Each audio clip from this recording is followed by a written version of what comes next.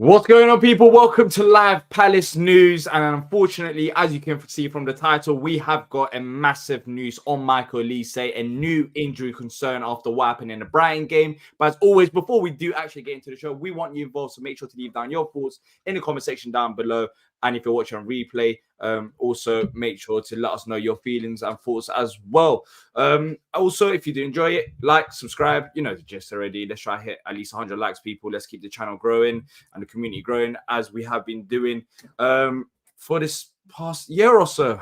Patrick, I've come back from holiday and I feel like I need to fly out again. And I've only been here for about, I don't know, less than 12 hours. Let's get straight into the point, and that is the news that's come out about 45 minutes ago, that Michael Olise is facing a minimum of 2 months without 2 months out with a fresh hamstring injury. Could be more depending on how rehab goes. So we're talking about Michael Olise being out until maybe April the 5th or longer than that. So pretty much majority of the rest of the season.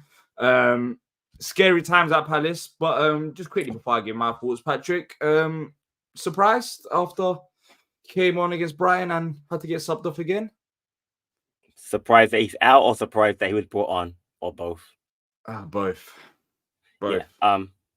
Well, during the post-match stream, you would have seen me say how stupid that decision was to bring him on.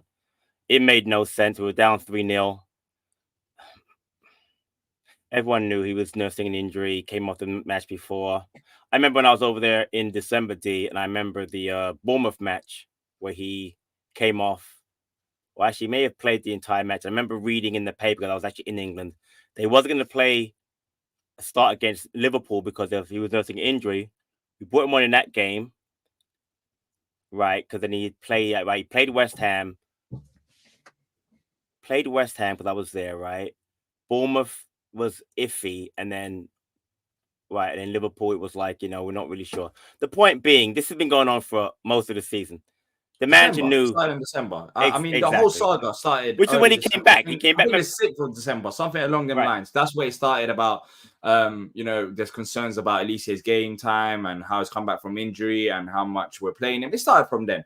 But sorry, continue. I'll give my. Yeah. So my point, it's been a theme the entire time. Remember, he was out since June when he got injured with the French under-21 team. So he's been out. So even when he came back, we knew this was an issue. It was an ongoing issue. The fact that he wasn't managed properly is infuriating to me, because this is not like it's new. The manager knew that this could happen. And to use the excuse that the medical staff said, listen, man, I'm so done with this manager. But this is the point, though. Our season's over. Without Eze and Olise's goal this season, we will be 18th in the league. We'd have 15 points. We have currently, I guess, 24 points. If he doesn't play until April, our season's over. And I looked at our last 7 matches. I have to go in reverse order because I can't go in the proper order. But in reverse order, our last 7 matches are going to be. Well, actually, let me count up 1, 2, 3, 4, 5. So there'll be Man City at home, Liverpool away, West Ham home, Fulham away, Man United at home, Wolves away, and Villa at home. We're not going to get anything out of any of those matches. So it is down to us now to get our points. And without Olise, how are we going to stay up? And the bigger thing is, the manager is still here. The same guy who got him injured has the same boring tactics, doesn't change anything, and will have no clue what to do now without Olise. He'll have no clue what to do, no idea what to do. I know, I'm sorry. He'll play Shepherd Ayew wide, left and right. And we know how well that's done the entire season. So our season's over, man. It's so frustrating. Seriously. Patrick, look, I love you to bits, but why are you even reading out the fixture list? Because based on how we're playing right now, if you want me to be brutally honest with you, I don't care who we're playing. I don't care who we're playing. Based on how we're playing right now, just defensively, in attack, I know Olise makes a difference, Eze makes a difference, but they make the difference because not that they're fit into the tactical mode, because we rely on them heavily. Individual brilliance. There hasn't been a game this season that I can remember that, we outmanaged the team tactically. There can't be a game that I can remember recently that we've even looked competent tactically. It looks like free-for-all. And it is a free-for-all. And the Sheffield United game, I came on here after the Sheffield United game, and I did say it was Eze and it was Olise that got us this win. That was Eze, Olise 3, Sheffield United 2. Yep. Before the Brighton game started, I look at the lineup and I realized already we've lost this game. We've lost the game. I realized we lost this game based on the Sheffield United performance. The performances haven't been there. And now, what is more frustrating is, now, I'll get your thoughts on it and the chat's thoughts as well. The medical department, apparently, according to Roy, said that he's fine to play. Yep. Look, I'm not qualified in that department. I haven't got qualifications there, but you do need a bit of common sense. When you've had a player that you've said all along from the start of December that his minutes needs to be managed and he's picked up an injury, how many injuries along the way? 1 or 2 injuries along the way. And every time he's come back, he's picked up an injury.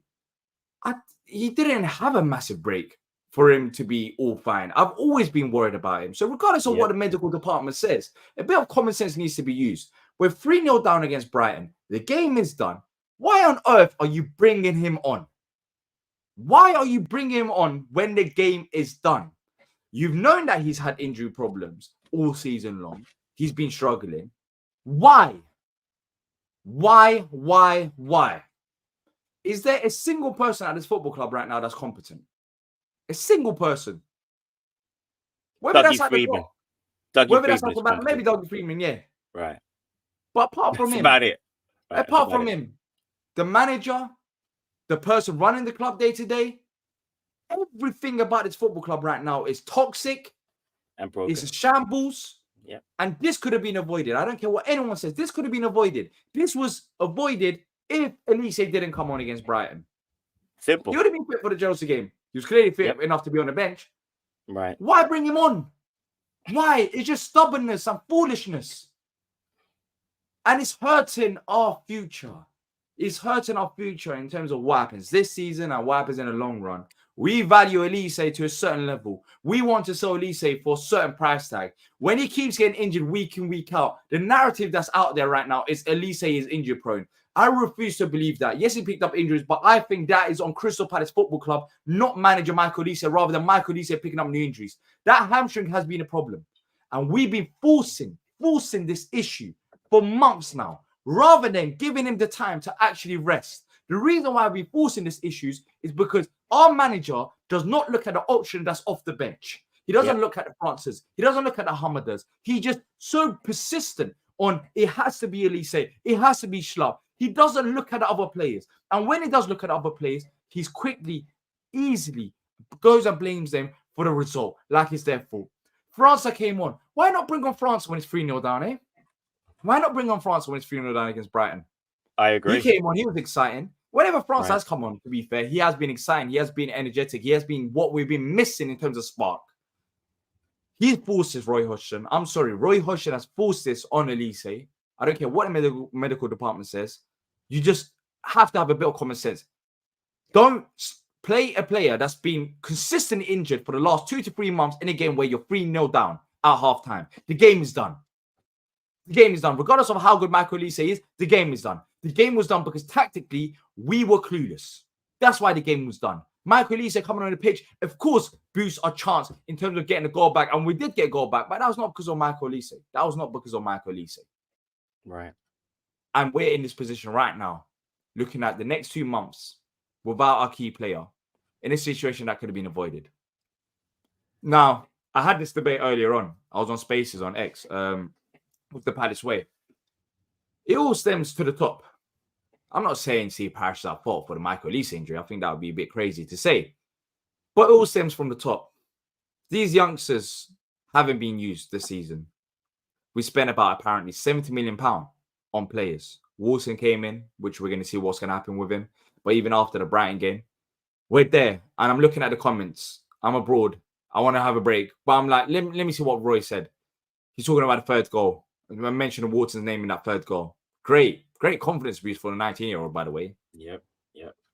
França, Ahamada, numerous of times this season, this manager had decided to carry on playing players that are out of form or players that are of risk of injury, rather than using the options that he has on the bench.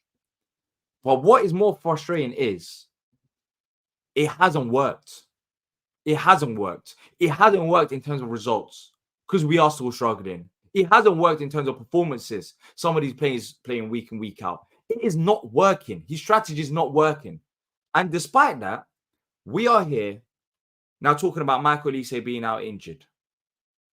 Eze, we don't know what's going to happen with him.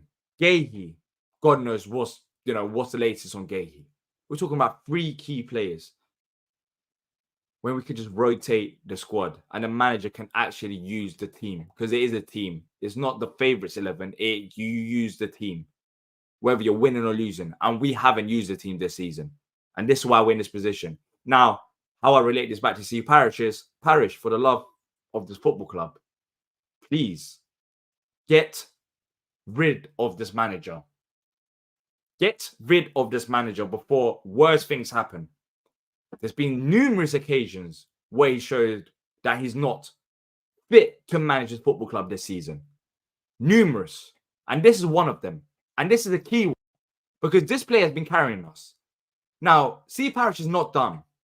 And he knows what's going on the football pitch. He knows that it's not Roy's tactics that's getting us to that level or getting us results. He knows it's Eze and Olise.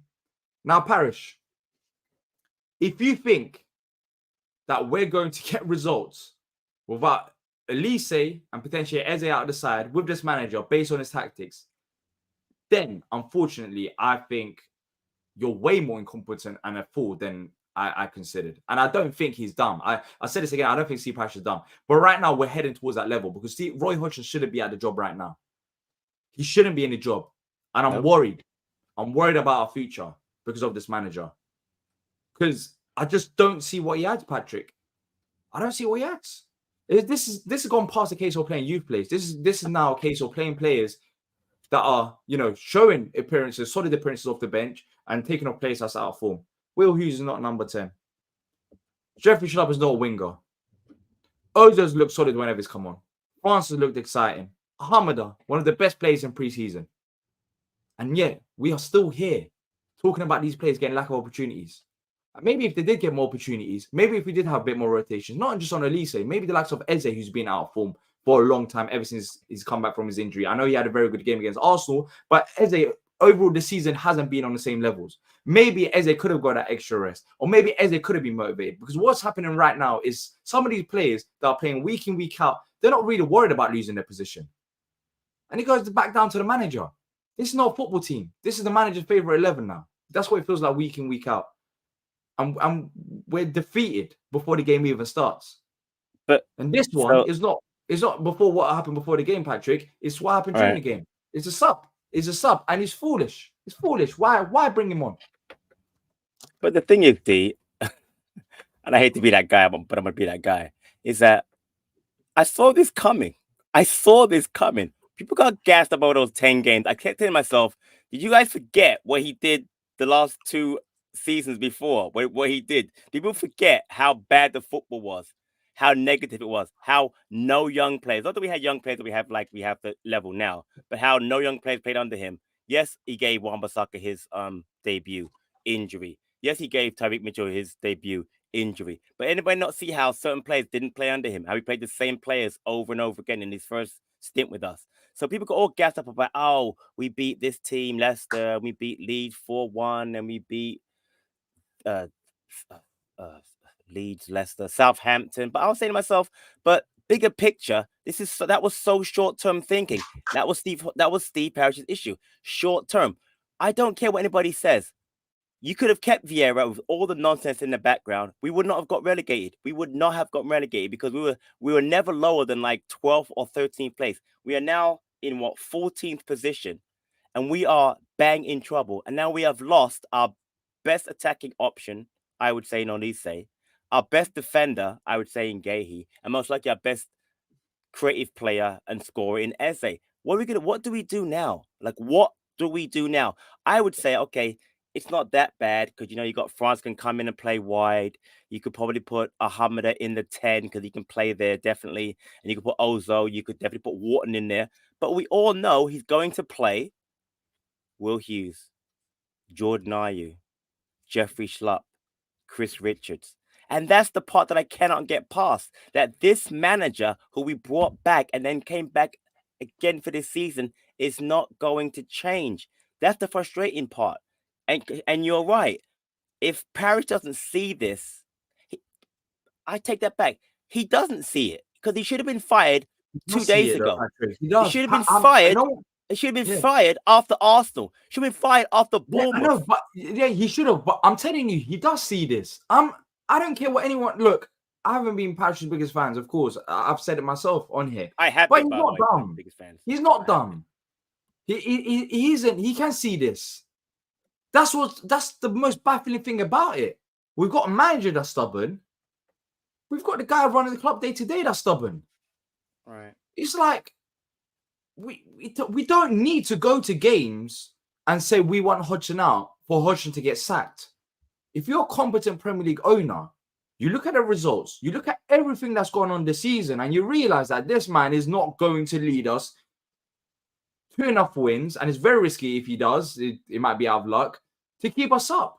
It's a very risky bit of business. So he does see it, and that's the most baffling thing. Like, why do we need to go to the Chelsea game and people saying that we need to sing Hodgson out, when we don't need to? He should already be gone.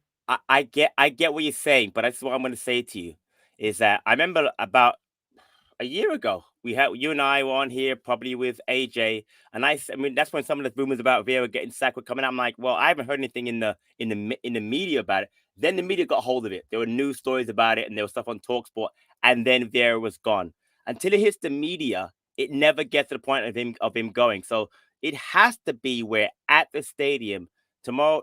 Our next match is a Monday night match. It'll be on. I don't know if is it on Sky, on TNT, whatever. It'll be Sky, yeah. It'll be on some big channel. If you have a bunch of banners out and we want Hodgson out or we want Parrish out, that's going to hit the news big time. And at that point, the pressure becomes where not even Steve Parrish could say, what are the fans talking about? Why are people so upset? Do you know what I mean? Because like I told you, when I was at the stadium in December, people didn't give a toss about Parrish or Hodgson being out. People actually were backing him. And I was saying to myself, and I was Bournemouth, and I was saying to myself, but that was awful. I went to the Liverpool game. Yeah, we lost 2-1, and you can blame the red card on Ayew, but we still lost the game. So people in the stadium were kind of like ambivalent, whereas other people that I spoke to were like, he's got to go. This is back in December. So for me, if you don't go there on Monday and vociferously have we want Parrish out, we want Hodgson out chant or banners, nothing's going to change because that's the stuff that Parrish will have to deal with. He'll have to. I watched TalkSport today. Simon Jordan, he can't be a Palace supporter.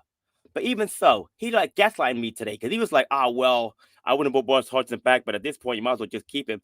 You can't keep How many saying... games of Palace does he actually watch? Because every logical Palace fan out there, I think it's just watch it. I know everyone has different opinions, but I know some people watching it, maybe there might be one or two watching this that might think differently, but most logical Palace fans out there will know that Hodgson needs to be sacked. I mean, if for those that don't know, even the likes of Stuart Shave on Twitter, for example, even he wants Roy Hodgson gone. And if he wants Hodgson gone, then there's something clearly wrong. So if like everyone knows that he should be gone. So how does Simon Jordan as a Palace fan doesn't know this? The answer to that, Patrick, is he doesn't watch enough for Palace. Simple as that. You're just looking at Roy Hodgson as namesake and looking at what Roy Hodgson's done in the past and thinking like he'll keep us up because he's Roy Hodgson. There's nothing right now that we're good at. Let's talk about results. We have to go get results so you can pick up points to stay up. Now, what are Palace good at right now under Roy Hodgson? Nothing. Can't defend. And that's where the problem lies. What should Palace be good at under Roy Hodgson with this team as well? Because the defense, we haven't had major injuries in defense. Anderson, Gahey, Mitchell, they've all been there. What should we be good at?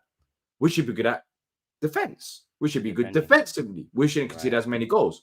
Now, we know that we're not going to score as much goals, but with Hodgson, even I think it was the 18-19 season or maybe 19-20 season, did we score, 32 goals or something ridiculous like that? I'll tell you right now. I have it right here. But we managed to stay up because our defense was very good. Now, it's the problem... Wait, 15-16, we scored 39 goals. 19-20, we scored 31 goals. So think about 31 goals in 38 games. And we managed to stay up. 31 goals in 38 games. Why? Because Roy Hodgson then was a masterclass defensively, and he could pick up results by having the odd goal or two or picking up draws and would pick up points. Right. But right now, I hear Brighton is a big team. Chelsea's a big team. Everyone is a big team. There's all Tottenham. excuses. We've got this team that's big that we lost to, that team that's big that we lost to. We need the fans to stick with us. If we're going for a rough patch, this is not a patch. This has been going on for months. Even in those wins, even in the Burnley wins, there's been so many times this season I've come on here in a live match reaction and I've said, I've left the ground or I've watched the game, happy with the result, of course, because we've got to win. But that performance against any other side is going to cost us. You look at the Burnley game. Look at the long run. How many wins have we got after the Burnley game? After the Sheffield United game, most recently. I was not happy. Yes, we got to win, but we got to win against a side that just didn't have good enough players that we had. It was just a masterclass, individual brilliance. And that's what it has been all season long. We're not winning those games because we're sort of defensively. I mean, the Burnley one, we kept a clean sheet, but the Sheffield United one, they're lost in the league. They conceded what? They lost 5-0 recently, and they scored 2 goals against us. We're not good defensively. Now we don't have Olise, who gave us that individual brilliance to push us forward. So what now? What now? What is the excuse for Roy Hodgson to still be the Crystal Palace manager right now? I mean, it is beyond ridiculous that we're still having this discussion about manager talk. We shouldn't be having this discussion. It should be obvious. It is obvious what needs to be done. It is obvious that's not good enough. That we're not good in terms of our performances or results on the pitch. That, he doesn't like to rotate the squad. He doesn't like to use the players that we brought. It's obvious. Just stop wasting everyone's time and do what you need to do. And don't give me that no one wants to manage Crystal Palace Football Club. There is no way that is the case. No way on earth am I going to believe that. Now, no one around the world. Now, if you say to me, Patrick, Lopetegui, Potter, all those names that's been mentioned since the summer till now don't want to manage Crystal Palace Football Club, I'll say, you know what? There might be some truth in that. But if we are a Premier League football club, which we have been for 10 years, we can't just look at the same old 4 managers that we want. If they don't want to join Crystal Palace Football Club right now in this moment of time, we go find someone who's going to be up for it. It doesn't have to be a manager from the UK. We can look abroad because I genuinely don't know right now how much worse we can get because we are leaking goals left, right, centre. We can't score goals without Eze and Olise's individual brilliance. Like, it can't get any worse. So we either take the risk and bring in a manager from abroad. If none of these managers want to join us, which I think is kind of pathetic, I expect a Crystal Palace manager to take the challenge. I think these managers are looking after their own reps, which you can, understand a bit why. But, if you want to be a long-term Crystal Palace manager, now you come in and the fans will get behind you. But if Lopetegui and Steve Cooper, all these managers don't want it, then fair enough. You go find another manager. You look abroad for another manager. Stop giving this excuse that no manager wants to manage Crystal Palace Football Club because that is total BS. Forget about Eze and Olise. We are Premier League Football Club. And I'm telling you, there are managers out there that would want to manage a Premier League Football Club. So we are in this situation right now where Hodgson's still our manager. And we're talking about a player that's going to be very important for us, who's going to be out for at least 2 months or even potentially longer because of the incompetency from the top level, because Hodgson shouldn't even be manager. And also from the manager himself by bringing on a player when we're 3 goals down. But Patrick, I'm going to go through the comments and the questions. But quickly, what happens now and who plays ahead of Michael Olise? Because Raksaki, another player that could have potentially played there, are injured. This ain't no luck. There are people out there that still think this is down to luck. This is no luck. When you see the reports that's been coming out over the weekend, them DMs that's been leaked between the club's doctor, medical staff, and medical staff. It's not a coincidence. These are not coincidences. It's clear that the manager is doing something wrong or not listening to advice, and this is why we're in the position we're in right now. But Patrick, what happens? What's next? Olise out for 2 months. Very important player for us. So what do we do? Who plays? So a massive problem, right? So Olise was injured beginning of the season. We had Raksaki to play, didn't play him. He got injured in training. He's been out for at least 2 months. We had Malcolm Abue, did not play one single Premier League minute, was on the bench for 13 times. Leroy did not put him on, not once. We've loaned him out to Molenbeek. He gets an assist in his first game on Saturday for Molenbeek. We have no true option because the first option would have been Raksaki, left-footed player, just like Olise cuts in, inverted winger, same way. He's injured now today, 2021s. We had a Boué, left-sided, left-footed player, cut inside, inverted winger. We've loaned him out. We have no option. The only option is Jordan Ayew or Jeffrey Schlupp. It's a joke. It's an absolute joke that we're in this position right now, D. And I put that down to, again, a manager who's incompetent, who doesn't trust young players, and didn't want at all to give a chance to someone. And now we have no option. There is nobody. There's nobody. He's not going to use an academy player. I can name 3 or 4 academy players that could possibly do it. 18, 19-year-olds. He's not going to give them a chance. So right now, it's going to be Schlupp or Ayew. And those are not really options. But D, I want to go back to something you said before. A couple of things real quick about injuries. I don't know if you remember last year. There was a comment that came out after Vieira was sacked that he had run the players into the ground, and that as soon as Hodgson came in, Hodgson was giving them like an extra day off Remember that? Right.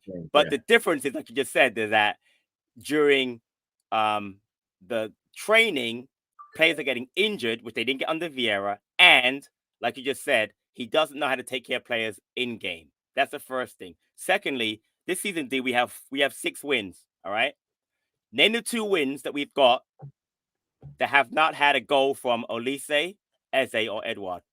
There's only 2 wins out of those 6. Can you name them? Where Eze, Olise, or Edouard haven't scored. Were they available for Burnley? Right, that's one, right? Mitchell and Schlupp, right? And what's the other one? Wolves? No, United. Anderson's goal. So, bro, 4 of our wins, those 3 have scored. One of them's out for 2 months. The other one might be out for 2 months. And then we've got Edouard, who doesn't even... By the way, Edouard doesn't play anymore because we won't put him on the left-hand side. As someone said in the chat, maybe go 4-4-2. Mateta, Edouard up front. What's going to happen is we had to do something different. And I want to add one more thing, by the way. Dougie Friedman, by the way, all right, is a recruiting genius. He is. He got Olise to come here, Eze to come here, Anderson, Gahey, Wharton, Lerma, and Munoz. Put him in charge of recruitment of a manager. If he wants Cooper, get Cooper. Because he must have a say, though. He must have a say. But this is the problem, Patrick. If he wants Cooper, based on reports that came out, I think it was yesterday, right, is that the reason why Hodgson is not sacked, I don't know how truthful this is the fact that no manager wants to come to Crystal Palace Football Club. For me, that just screams of the managers that we want don't want to come to Crystal Palace Football Club. But my problem is that if those managers don't want to come, then fair enough. But you got to find other alternatives, because I genuinely don't think there's a case for Roy to stay at the football club, because there's nothing we're good at right now.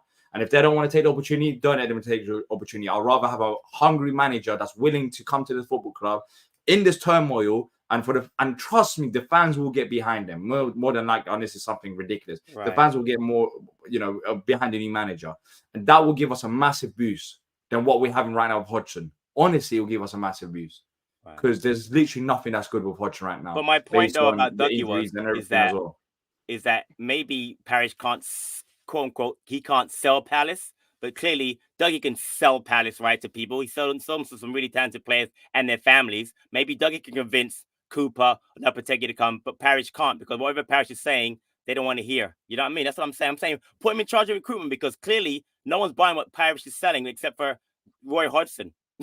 You know what I mean? Because in the past, who's he actually? Well, he did get Pardew to leave Newcastle, shockingly, when he came, because when we bought him out of that contract at Newcastle. But besides that, I mean, Pulis was out of a job, I think. Pretty sure. No, he also got Holloway to leave. Wherever he was, where was he? Where was he? Holloway when he came. Going way back. Have a contract. My point is, it's very rare to get people out of contract. You get people who are out of contract, right? My point being, and he hasn't really got a top manager, even though a couple of them I really liked. So my point is, maybe put Dougie in charge of recruitment, man. Listen, you're right, D. Why would you not? I mean, to say no one wants to come to Palace now is stupid. We're not bottom of the table. Bloody Leeds got Allardyce come last year. They were bottom of the table. They get I mean, we don't have to always go with the safe option. If there are guys out there, you're right. Spread the net a little bit wider. There's got to be somebody who wants to come in who's competent. Because the guy we have in charge now is incompetent. Clearly incompetent, right? So we got to get someone in there that can do the job. Clearly, Roy cannot do this job. He cannot. He's not capable. He can't take care of the players properly. He can't pick the players. He can't change up tactically. He can't talk to the media properly. He can't stroke a kid's ego and talk about how they are doing great in the media. He says things he shouldn't be saying. The guy is not fit for purpose. He can't get his team up for the biggest game of the season against our biggest rival. He can't pick the right goalkeeper. No, the guy's not. He's not ready. He's not the right guy. He's got to go, and he shouldn't be there today. He should be getting a phone call tomorrow on the way to training, like Vieira did, saying, "You know what, Roy? Thanks, but no thanks." Had a day off. I don't know how true that is because I was traveling. No, they did. I'm saying on the way to training tomorrow. Get a phone call tomorrow morning. I guess because of our injuries. Then again, if you take the emotions aside, maybe they need a bit of a break. But I mean, when you look at what's been going on, the last thing you would expect is the players to have a day off. But I mean, if I saw a comment, let me try to find it. And it's a fair point as well about managers not wanting to come to Palace. Okay, yeah, it's from Johnny. He says Cuba says he won't have time to get the players playing right to his tactics. Now, this again, I feel like a broken record. Goes back to the people in charge of the football club because we had that break. Yeah, the winter break. Yeah, we had that break, and at the Brentford game. It wasn't enough for me to say Roy Hodgson should be staying at the football club. It's been obvious. After the Everton game, he should have been sacked. It was in a cup game playing for a draw in the first leg. That's what it felt like anyways, by the subs and the tactics. He should have been sacked after. There's been so many games he should have been sacked under. That was a perfect moment for the ownership to make the change. It falls back down on us. Now, there might not be the time, but geez, I'm not saying that I can run a football club, and I've run a football club. But I've watched this game all my life. I know to some extent how football works. I think a lot of people knows how it works. They know, with the injuries, like for example, with Olise, how he shouldn't have played when it's 3-0 down. It's common sense. You have been watching Roy Hodgson all season long. You've seen the problems you've had with him. You get rid of him in that moment and you bring in another manager so he can actually work on his tactics. That was a missed window, which I think was a perfect window for a new manager to come in. Right before the Arsenal game, because the Arsenal game was always going to be, let's say, a free hit. A new manager could have came in, could have had the Arsenal game to, have one game and have a few weeks working on the players. Then afterwards, the important games, the Sheffield United. We did beat Sheffield United, yes, but nothing's really changed for Palace. Nothing has really changed. The performances haven't changed. Nothing is changing. Nothing will change. It won't. Now we're missing Olise for 2 months. Nothing will change under this manager. If we stay up, it's because we're damn lucky that teams have got points deduction. And the fact that we have players of this quality that we're talking about are worth around 50, 60, 70, 80 million pounds. And we're just staying up because we have teams that are below us because of points deduction. That in itself is a massive failure. And I've said this all along this season. I'm going to hold the owner, well, when I say owner, the person running the club day to day, Steve Parish, and the manager accountable. But I know that Roy is going to leave at the end of the season. So whatever I say about Roy Hodgson is not going to really matter. If he's not sacked now, he will leave at the end of the season. But I'll bring out the quotes as well. And I'm tired of these false lies that's been told to us. We were told by the football club that we're going to take this club to the next level. Not only that, when Hodgson was hired, the objective, based on what the manager said, was to aim for top 10. That was the aim. And right now, I'm not a mystic, but there's no way we are finishing top 10 in our current moment of time. There is no way on earth. Like, I could put money down that we're not finishing the top 10. And if you don't, that's a failure. But that's the thing. Talk is cheap. Before the season starts, we hear comments about, we want to take this club to the next level. But you hire Roy Hodgson.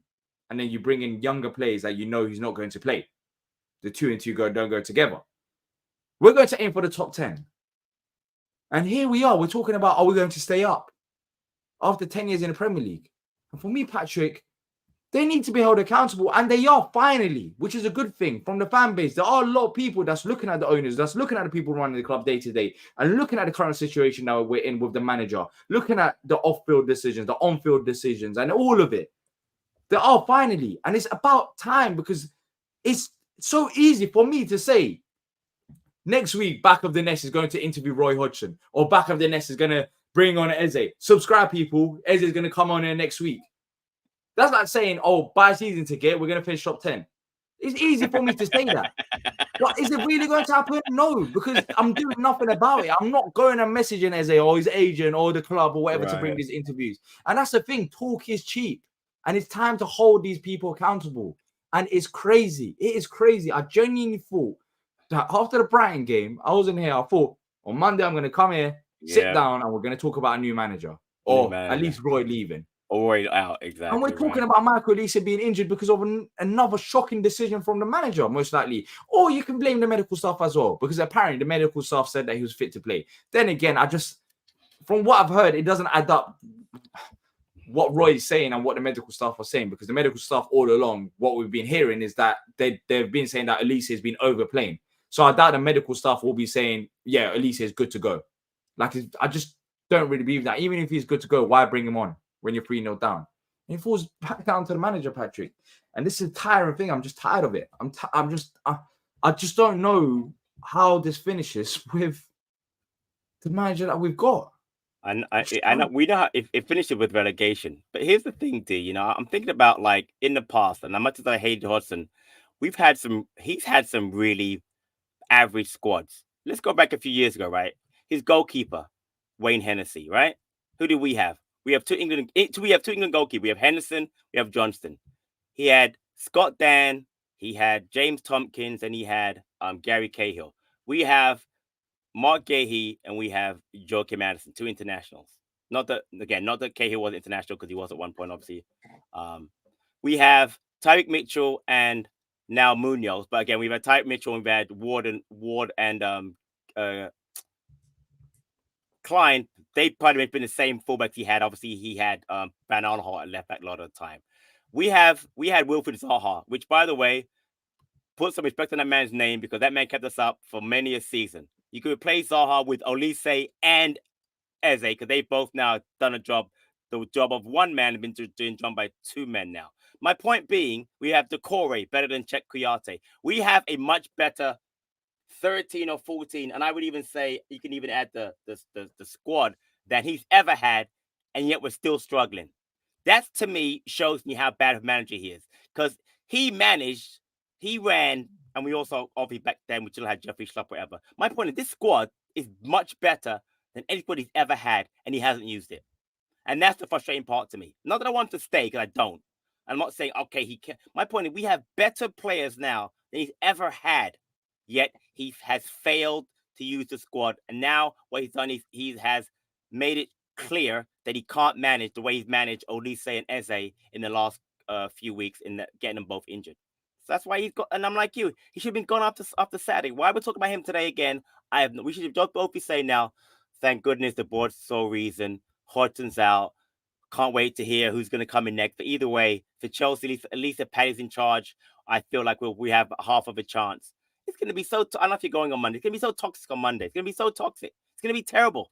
It's going to be, with Olise being out and this man being in still as the manager, it's going to be so toxic on Monday. I can't see how you could go to that game Monday and have any kind of enjoyment or any kind of hope. More importantly, any kind of hope.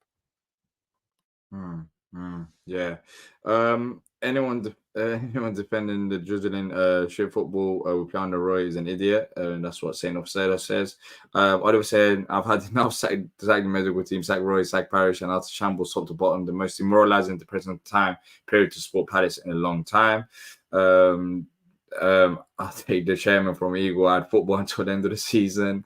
Literally, like anyone could come in, and honestly, I don't know how much worse we can get. I think we've hit rock bottom right now as well. And as I was saying, Luton Town are scoring goals. Luton Town don't have a better team than Crystal Palace, but right now they are playing better.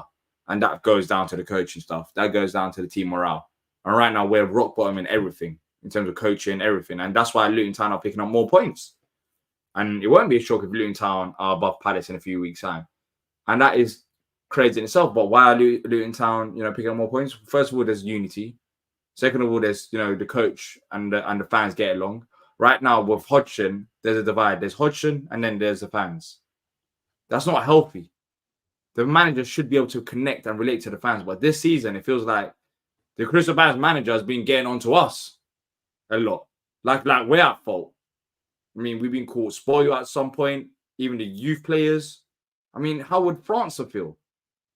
Or how would Ahmada feel about the game time this season? Or some of the comments that's been mentioned about, these players coming on and then, not playing good enough. Like, it's been a disaster class all season long. Whether that's the manager talking about the fans or the players or the tactics or the results or the game management, it's been an utter failure. And it's crazy how we're not in the bottom three right now. It is absolutely crazy how we're not there. Because honestly, based on how everything's gone, we should be there. Yep. But the problem is, it's still a long season. There's still lots of points to play for. And if this manager is still in charge, I think we could potentially end up down there in the bottom three. And I think Steve Parish knows that as well. So the question is, what are we actually waiting for? Are we waiting to go into the bottom three to make a decision? I mean, that'd be the most stupidest thing to do when we've known this has been the case for the last how many months? 2 to 3 months. It hasn't been good enough for Palace. It hasn't been good enough. So what are we actually waiting for to make a decision, to make a big decision? Zaha FC is long gone. We've now tried to become Olise FC, Eze FC. Now Olise is out injured. How about we try to become a football club and Crystal Palace Football Club? How about we bring a manager that knows what to do tactically on and off the ball, and we actually try to play as a team? Because we look like headless chickens out there sometimes when attacking. We do, because there's no patterns of play. There's no phases. The pressing's off. Defensive line is all over the place. There's nothing tactically that gives me encouragement that Roy could take us forward to the next level or keep us up this season. The only way that people say Roy can keep us up this season is based on the past. And let's be honest, in the past, look where Watford are right now. Roy was in charge there. Did he keep them up? No. There's no guarantee that Roy Hodgson is going to keep you up. There's just false claim. He'll keep. There's that claim until he actually brings it down. And I said there's not only this season. I mean, in this last season as well, I felt like if we kept them on for a season longer and didn't bring in Vieira or any other manager, I think we would have went down that season, because you can tell his tactics are just getting outdated. They're just outdated. They're just not working. And I'm not saying he's been a bad manager throughout his career, but he's been a manager for a very long time, and the game has changed. And I know he's been trying to keep up with it, but I just see the gap between Palace and the other teams and what they're trying to do. I just don't know what he has to his Palace team right now, because it seems like, Patrick, I don't know about you, but it seems like, look at Anderson, even look at Gabe, we'll see what happens with him, but none of these players seem like they want to play for Crystal Palace Football Club right now. I don't know who really does. Why would you want to? Like you said, one of the issues you talk about, D, is the tactics are outdated. Very quickly, Rob Edwards at Luton, right? They beat Brighton before we played them because Rob Edwards figured out that Luton Town, who just came up, had to high press Brighton, because Brighton did not like to be high pressed. They pressed the heck out of them. They turned the ball over. If you press high at the pitch, you have left of the pitch to deal with. They turned them over and scored, 4 goals, whatever, right? We decide, because we have a manager who has not anywhere close to being tactically understand the 2024 type football, we sat back and we gave Brighton the ball for almost 70% of the game. What do you think they're going to do to us? They're going to rip you apart, because that's what they've done the entire time under De Zerbi, and even under Potter at times. Potter taught them that possession ball. So my point is, even he didn't realize, even for that one match, just have players on that pitch. Well, by the way, you can't press with Ayew, Schlupp, and Hughes, because they don't have the legs for it. So who can you press with? Ahmada, França would be a good start, and maybe Wharton, because Wharton is press resistant, right? But no. So my point is, even a slight tactical thing like that, he can't do. So yeah, you could be Bernard, you can be worrying all you want. You're probably not a Palace fan, but I can respect the banter. But so I mean, he's from that standpoint alone, he has to go. And Anderson, you're right. Anderson's body language has been terrible. It has been absolutely terrible. So listen, man, we are deeply in the mud. Only we get out of this mud is to change the manager, and right now he's still manager. So whatever happened is going to be totally 100% on Parish. He could take the accolades, by the way, for the last 10 years, and he deserves it. He'll also take the stick when we get relegated. The same way Roy can take the accolades for keeping us up under the ball and last season. Him coming back has ruined his legacy. It has destroyed his legacy. For me, listen, everybody knows I'm one of the biggest fans anyway, but people who were his fans, I know have turned on him. So if you want to stick around, that's fine. Do the honorable thing, Roy, and walk. Even if you walked, you get more respect from me if you walked. He won't walk. You know what I mean? He won't walk because I know he won't walk because there's a financial part to it. I get that everyone's part. behind him still. I don't know. I just don't know what it's like. I feel like there's some kind of ego or delusion in his head. I just don't think he's gonna walk from Palace. I think he's got a good connection with C Parish as well, so he's not gonna walk. I mean, we don't need him to walk. We can pull the plug. We can cut ties with Roy. We can do it. It's on us. Right. It's on us. I mean, we can say you're not good enough for the job. Goodbye. Here's the thing, though, D. And that's my point at the start of the stream. I mean, people are talking about on Monday. Cool, let's do it. Or if you want to do it, go ahead to do it. Sing Roy out, Roy out, Roy out. But right, why do we need to do that in the first place when it's clear and obvious that he shouldn't be a manager? The reason why we do is because the people at the top just keeps avoiding the situation. But it's crazy. But I'm baffled, right? We fired the ball after 4 matches. Clearly, he wasn't ready, right? We fired Vieira after a year and a half. Why is Hodgson getting this? I don't understand why Hodgson is getting this. It seems like he just treats. I mean, I understand he probably has a connection to Hodgson, obviously, right? Roy did him a favor, come back last year, etc. Maybe he feels badly, but it's not like he hasn't pulled the plug on managers quickly before. The ball lasted 4 matches. 4. Do you know what I mean? So he realized right away this isn't going to work. I don't understand why I don't know what is Parish seeing that we're not seeing. I think he's got a good connection. I don't know. I think it might be he's got a good connection, or based on reports that there's no manager that wants to come to Crystal Palace Football Club, whatever you want to believe. No manager. Which I just don't know. Yeah. Which I just can't buy into. I just can't buy into that. There's no manager out there that will come to Crystal Palace Football Club. That's not true. I'm sorry. That's impossible.